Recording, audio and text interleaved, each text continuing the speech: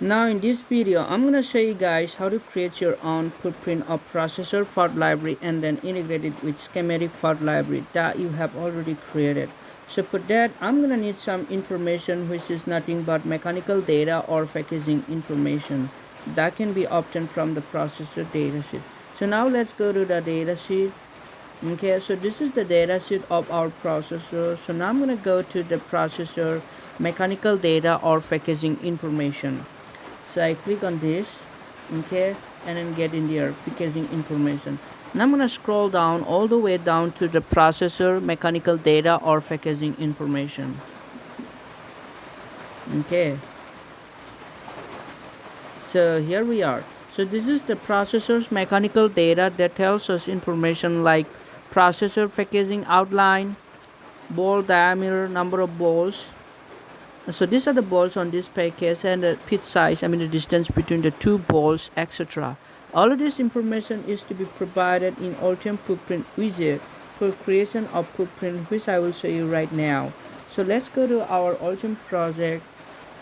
Okay, now all we need to do is expand this PCB library document by clicking on it, and then PCB lif1.pcb, double click on this.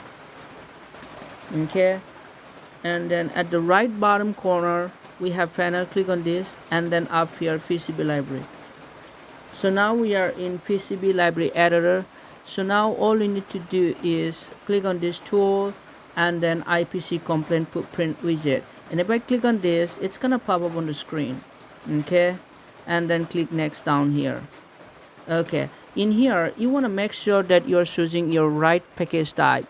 In our case, this is BGA, stands for ball grid array, and then click on this and then click next down here. So all of these values are coming up on their own by default. So now I'm going to replace those with our processor packaging information.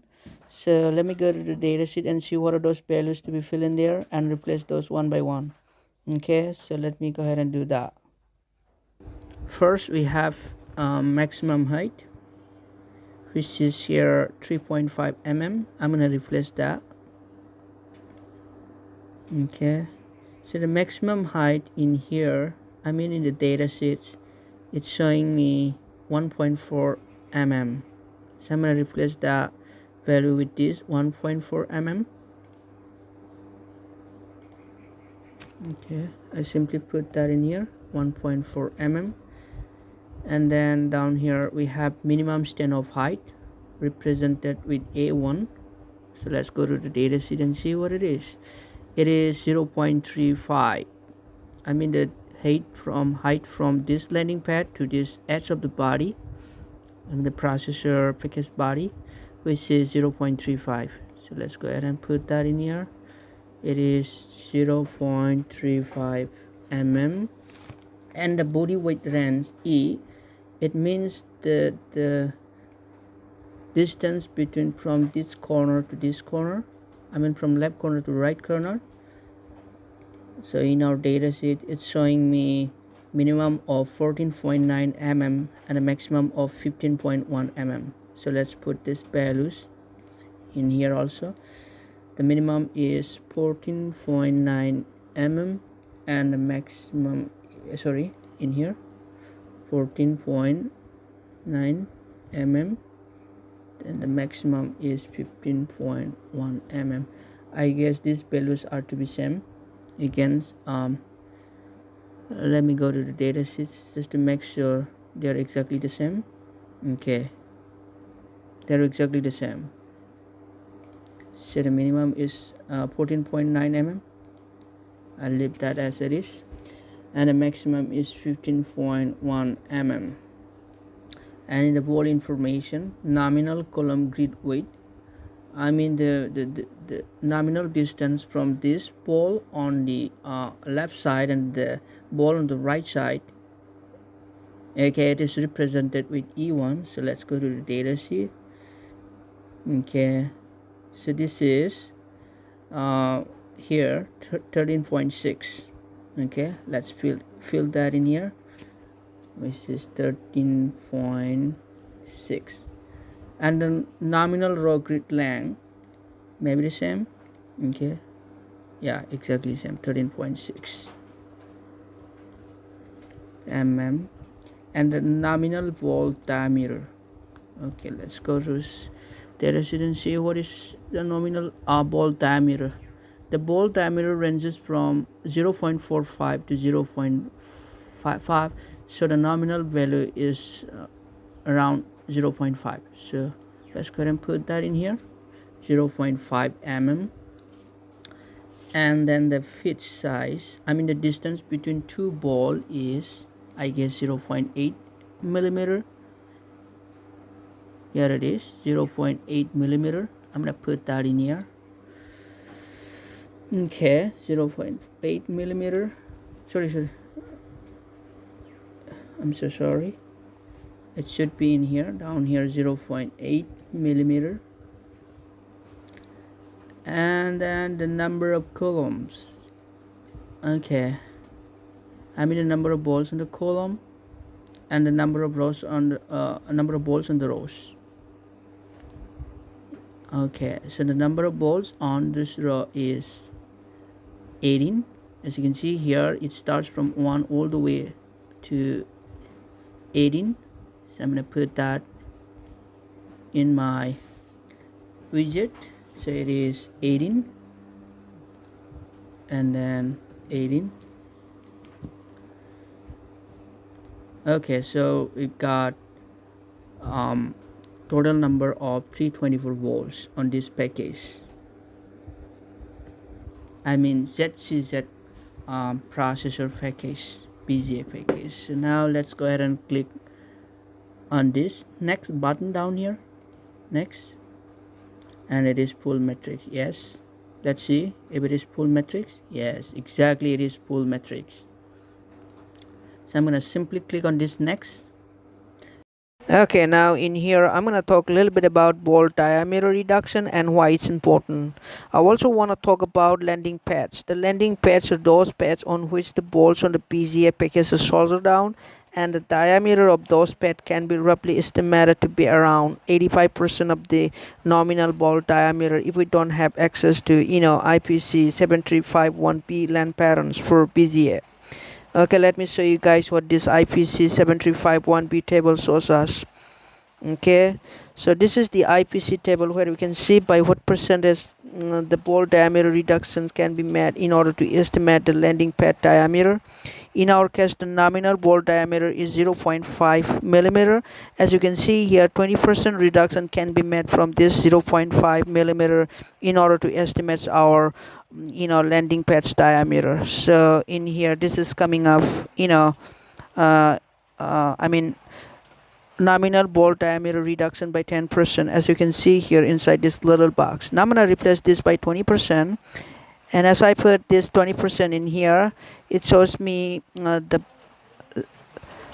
pad diameter will be 0.4 mm.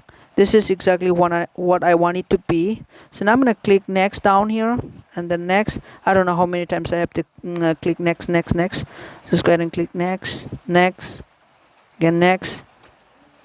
After that, click finish. Now our footprint has popped up on our footprint library editor. So now I'm gonna move this 3D body out of the way and delete it. Why? Because it's gonna slow down my system while working on actual PCB layout, because I'm working on normal PC. So now I'm gonna double click any one of those bolts on the BGA. Okay, so I double click on this. So now in the property box we can see this information. Okay, so the bolt size has been 0.4 mm. This is exactly what I want. And after that, here we have solder max opening, which is, I believe, 0.102 mm. Later I'm gonna sense this by 2 mil. I mean the solder max opening on all of these bolts on the BGA. Okay, so let's go ahead and do that.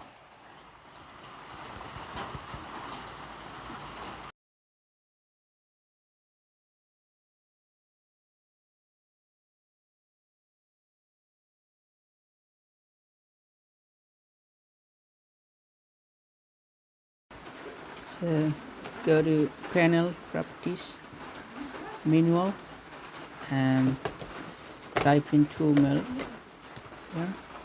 Now as you can see here, the solder marks on all of these highlighted bolts have been 2 mils. Okay, do the same process again. Properties, bin wall, simply type in. Now the unit is in mm, but we can simply type in mil. It's gonna be converted into mm automatically, as you can see here inside this box.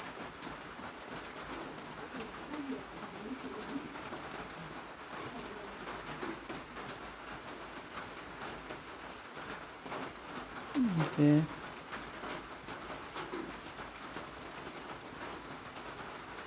oops, this pin has been that over.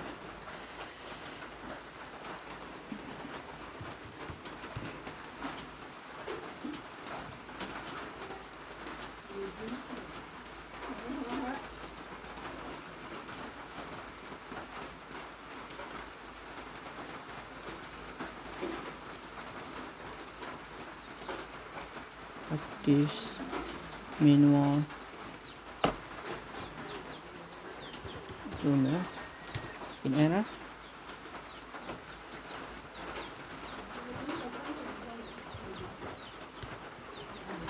Okay, so far so good. Now I'm gonna go ahead and save this.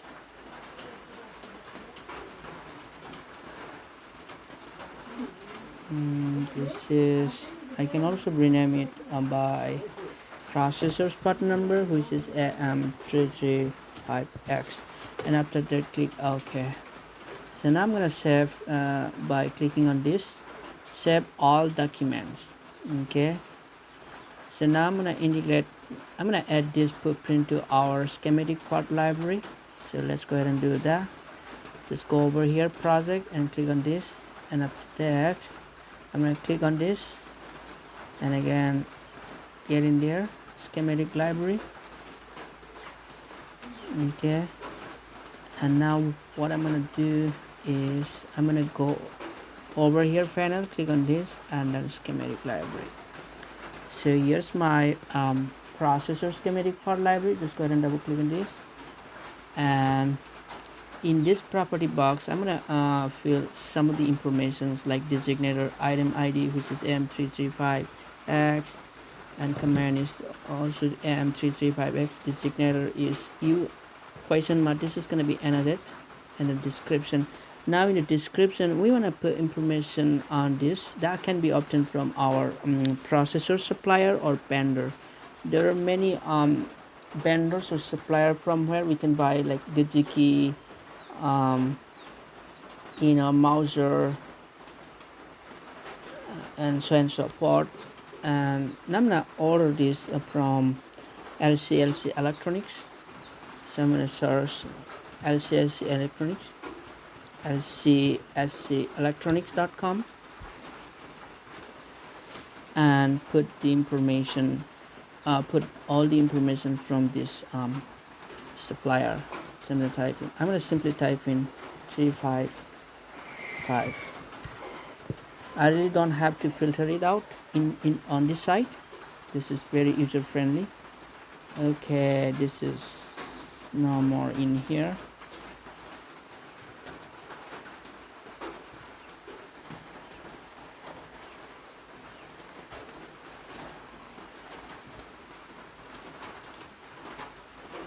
Alright, it is available. I'm gonna choose this particular package type. So just go ahead and click on this. Okay, now I'm gonna put all these informations in the processor schematic library property box. So I'm gonna go ahead and do that. Inside this description, I'm gonna put this. Just copy this, put that in here, and then we can add some parameters like manufacturer, manufacturing part number, manufacturer. I'm gonna type in manufacturer. This is, I believe, Texas Instrument. You can put TI insert, and then manufacturing part number. Put all this information from the supplier. Manufacturing part number is this.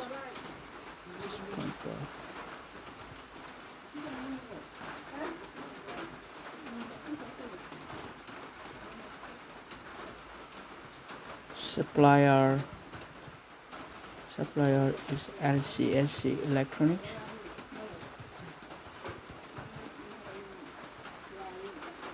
And then supplier part number.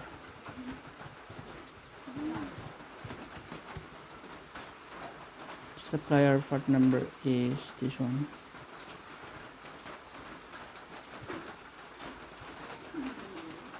Okay. Parameters, we can put category as well, which is reduce instruction set 32 bits, be processor. Now we want to add the footprint that we have just created to this processor schematic fault library. So just go ahead and click on this add, and then footprint, and then browse. We want to browse where we located our processor footprint to be added to this. So this is okay, in here, and this is the footprint that I want to add to. Click OK. Okay, all right, and then go ahead and save this. So now we have completed the creation of fault library for our processor AM335X, and we created our schematic fault library for the processor first, and then we created the footprint, and after that we put some information on the processor fault library from the supplier that we want to buy, and also added the footprints to this processor's fault library. So that is how we can create our fault library of any particular IC. Okay, so that's it for now, and in the next lesson I'm going to show you guys how to create the schematic on the processors. Okay, I mean all of these are parts of the processor. Okay, so stay tuned, and thank you for sticking with me. Thank you.